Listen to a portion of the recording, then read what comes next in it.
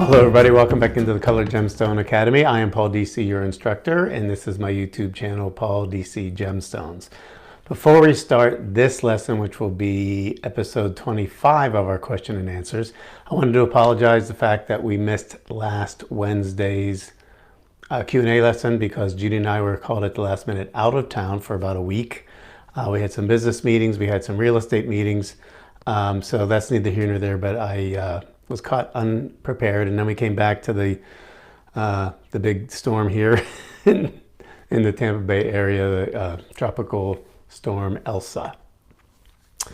But first of all, I wanted to thank everybody. We have now surpassed 1,900 subscribers and steaming our way onto 2,000 subscribers. I appreciate each and every one of you who have taken the time to subscribe, and if you have not done so yet, please hit subscribe. I know it says subscribe, but it doesn't cost you a penny. It's completely free. Well, this is episode 25 of our Q&A series. These are really my favorite things to do because it lets me know what questions are you're asking, or whether you're not getting something on a lesson that I did that you want to be clarified. It's just great to have this kind of dialogue. So as always, you're going to see me looking off camera because I'm going to be reading these right from my computer. The first question this week is from Mediterranean Diet. I don't know if it's the actual company that does the Mediterranean diet or if they're giving me a hint that maybe I picked up too many pounds around the belly. But anyway, this is from episode 43, which was on lapis. And she, I guess it's a she, simply says, lose the hat. It does nothing for you. Well, that's an awesome question. This is exactly why I started my channel here on the Color Gemstone Academy, not to have a great and serious dialogue about gemstones and their worth and where they come from, but I was really hoping to get some comments on my appearance or my attire. Just kidding. Anyway, that lesson was a while back. I really do not recall, honestly, what hat I was wearing at that time. It could have been a cowboy hat, could have been a baseball cap. And so I don't remember if it had somewhat offensive writing on it or it just looked plain hideous on me. But I always figured the less you see of my face, the better for everybody. So thanks for watching the channel, and I'm sorry that you didn't like that. Our next one comes from Klein Bay from episode 15, Ethiopian opals. This was a bit of a head scratcher for me. The question was simply, what about the Jamaican opera? Question mark. Well, I never knew there was a Jamaican opera. Does she have her own TV show there, and is she a billionaire? Yeah, man. Honestly, I assume that you meant Jamaican opals because you were watching the, you asked that question on episode 15, the Ethiopian opals. To be honest, I really haven't heard of opals from Jamaica.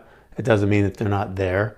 I just have never run into any evidence of it at trade shows that I've been to. I've never had people that associated with mines give me a call, which happens to me all the time. People say, well, I know you're on the shopping channels, and would you like to buy our gems?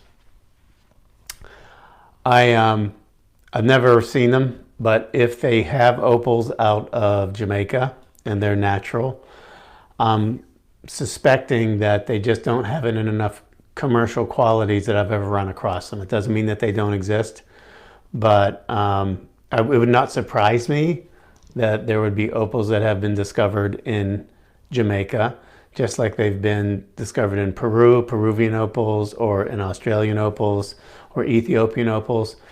But remember, the primary chemical composition of an opal is silica, sand, and that's where what silica comes from, is from sand. So it wouldn't surprise me if there were some. I'll do a little bit more research and see if they do have some, but I'm guessing it's not in really big quantities, and it's probably something they do probably just for the tourist trade in Jamaica. But I'll try and find out a little bit more about that. But a good question nonetheless. Okay, where to next? Carol Woolen, and this was a question that came in concerning the Q&A series, episode 24. She says, I live a little south of Fort Worth, Texas. I'm very interested in rough or natural stones. Are there any stones in my area that I can look for? I'm enjoying the Academy lessons. Well, that's a great question, Carol. And while I have not ever visited or have much knowledge of mines dealing with gemstones in Texas, I'm willing to bet that there's a lot of gemstones found in your state. Now, first of all, it is the second largest, actually the first largest state in the continental U.S., and it's second only to Alaska as far as area size. So it's a huge state, and I know that firsthand because I had recently had to drive when we were moving some stuff from Colorado to Florida, and I had to make that drive, and we went through the entire state of Texas. And let me tell you, it is endless. It is a big, big state. But I digress. The reason I bring that up is if you remember that when I talk about things like quartz or agates, quartz is the most plentiful gemstone on planet Earth. So it would be impossible in that entire huge state of Texas that there wasn't a lot of quartz or agates that are found there. Plus, they do so much drilling for crude oil there that I'm sure they've run across different crystals or gems while they are digging or for the crude oil, but they don't have time to stop for that because their primary job is to recover the crude oil. Also, when you look at the geography of Texas, it's very close to, it borders on New Mexico and Mexico, which is obviously very rich in turquoise and other gems. And I've heard that in the western part of the state, I believe it's the Franklin Mountains, there's some beryl. Is it beryl? I forget which one it was.